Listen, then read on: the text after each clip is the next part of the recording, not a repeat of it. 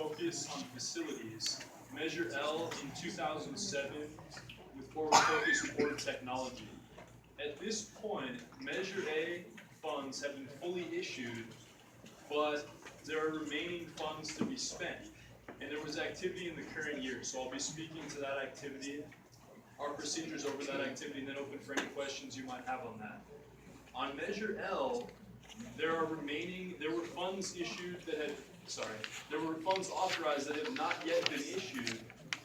But at this point in time, like you might remember from last year, our closeout audit of the remaining funds at that time, there is a zero fund balance going into the year and a zero fund balance at the end of the year. So no activity to report on Measure L. The audit report effectively serves as a placeholder for the current fiscal year. Okay, I just want to, recollect that one neat thing about this audit report is that it's not required. The district goes out of its way with the goal of transparency for this Prop 46 bond, which was prior to the requirement that audits be performed on bond funds, to show these funds to the public.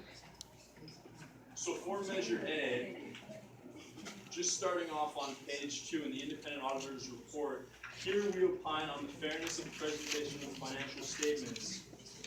And in our opinion sentence, which is important enough to read verbatim, the financial statements referred to above, in all material respects, the respective financial position of the Measure A Bond Building Fund of Lennox Elementary School District as of June 30, 2014, and the respective changes for the year that ended in accordance with accounting principles generally accepted in the United States of America. That is to say that the funds, as audited, are in full compliance with laws and regulations set out by the United States and the state of California, and the financials presented herein can be relied upon.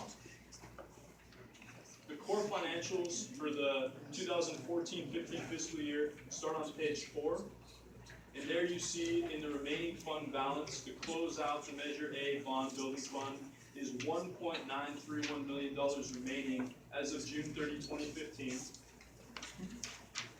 On the next page, we've got the activities, and we see that during the 14-15 fiscal year, there were expenditures totaling $1.016 million in the bond building fund. And then on page 6, we've got a budget to actual comparison showing the fund against the budget that had been laid out for the bond building fund.